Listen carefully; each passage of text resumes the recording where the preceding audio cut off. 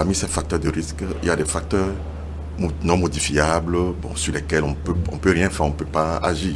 Là, vous avez fait allusion à l'hérédité. Oui.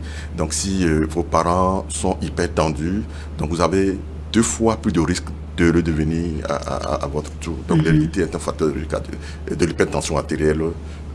Voilà. Il y a l'âge aussi, donc plus on vieillit et les artères deviennent plus rigides. Donc, la tension artérielle, effectivement, peut apparaître.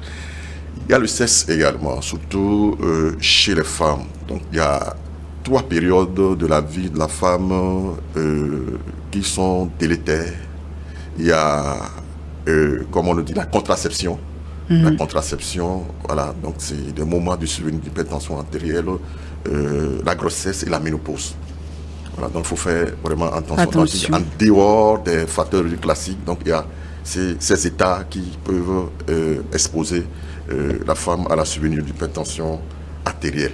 Donc, en dehors de ces facteurs dits non modifiables, donc nous pouvons énumérer les facteurs de risque modifiables. Donc, sur ces facteurs, on peut agir, tels que le surpoids.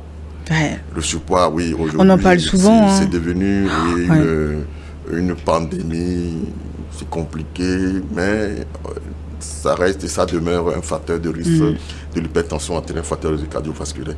Il y a le manque d'activité physique également. Aujourd'hui, nos sociétés s'est modernisée avec comme on le dit, les effets collatéraux. Voilà, les gens ne bougent plus comme auparavant. On rentre dans sa voiture rapidement. Alors donc il n'y a plus d'occasion pour marcher, pour faire des activités physiques. Donc le manque d'activité physique est un facteur de risque. Il y a la consommation, l'alimentation également. En l'occurrence, la consommation excessive de sel. Donc il faut faire attention. Le tabagisme, l'alcool, le stress. Bien que le stress ne peut pas être considéré comme un facteur de risque à part entière, mais le stress peut faire compliquer une pathologie cardiovasculaire sous-jacente. Il y a le mauvais sommeil également. Donc ça, c'est les nouveaux facteurs cardiovasculaires, le mauvais sommeil, tel que l'apnée du sommeil. L'apnée du sommeil, c'est une obstruction des voies aériennes respiratoires au cours du sommeil. Donc c'est chez les patients qui ronflent beaucoup. Donc le ronflement, avant on disait que oui, un vrai mâle doit ronfler quoi, donc un vrai garçon doit ronfler. Non, c'est pas vrai. Le ronflement aujourd'hui est disons l'un des signes phares de la maladie, on appelle le syndrome d'apnée du sommeil. Oui, voilà. On en avait parlé. Donc, il y a l'isolement social également, la solitude, ça c'est le nouveau facteur de risque.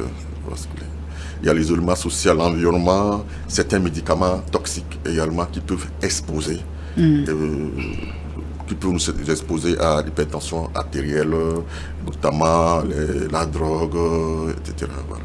Donc c'est ça. Ça c'est oui. Je pense que la liste est longue.